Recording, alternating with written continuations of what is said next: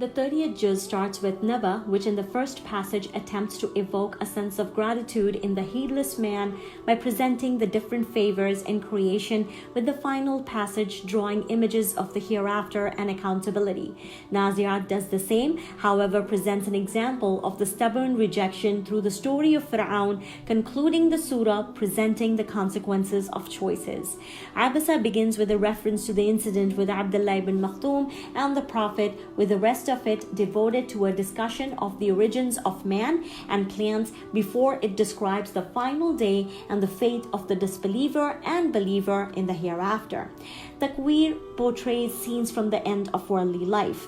Infitar, also doing the same, describes the sky split, the stars scattered, oceans set ablaze, and the graves spilling out, concluding with scenes of perfect happiness and eternal suffering in the hereafter. Mutaffifin opens with cursing the ones who cheat in measures and transactions, making a reference to the book of the wretched and the righteous. It also presents the scene of the evildoers' ridicule of the believers in this dunya, then concludes showing how the tables are turned, for then it is the believers who laugh at the disbelievers in the hereafter. Inshiqaq reminds man of his ultimate reality, his return to his Rabb. Buruj refers to a particular incident in history where believers were burned to death because of their belief, concluding with the statement of the truth of the Quran. Tariq speaks of the origins of man and plants prior to an oath, by all these affirming the truth of the Quran. It is no idle talk.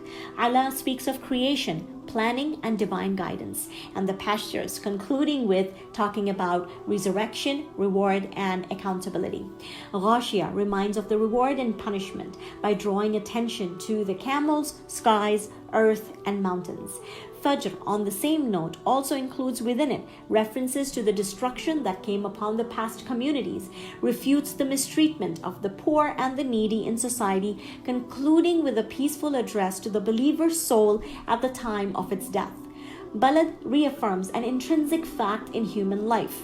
Indeed, we have created man in trial. Shams talks about the nature of man, his inherent abilities, choice of action, and responsibility in determining his own fate, with Layl stating the basic facts of action and reward. Duha, Inshira, in their entirety are addressed to the Prophet ﷺ to give him ease and comfort. Deen affirms that Allah subhanahu wa ta'ala has created man in the most upright fashion. Alaq refers to a certain situation in the Prophet's life when he was met with opposition by the disbelievers.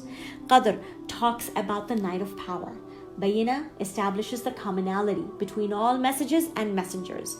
Zalzala, Adiyat, Qari'ah, and Takathur in their own way seek to awaken the sleeping mind through the portrayal of images in the hereafter, and also discussing and highlighting man's ingratitude in dunya. Asr highlights the importance of time. Humaza declares curse on the one that slanders and gossips. Fil takes us back to history about the companions of the elephant, and Quraysh is a reminder to show gratitude. Ma'un encourages small acts of kindness. Kawthar is a direct address to the Prophet to comfort him during one of his most difficult times. Kafirun commands the Prophet to declare his path. Nasr is the prophecy of Islam's ultimate success, while Masad is the prophecy of Abu Lahab's eternal punishment. Ikhlas introduces Allah. Falaq and Nas teach us to seek refuge in the only one who can grant us all and any protection. من أجبت دعاء نوح فانتصر وحملته في فلكك المشحون يا من أحال النار حول خليله روحا وريحانا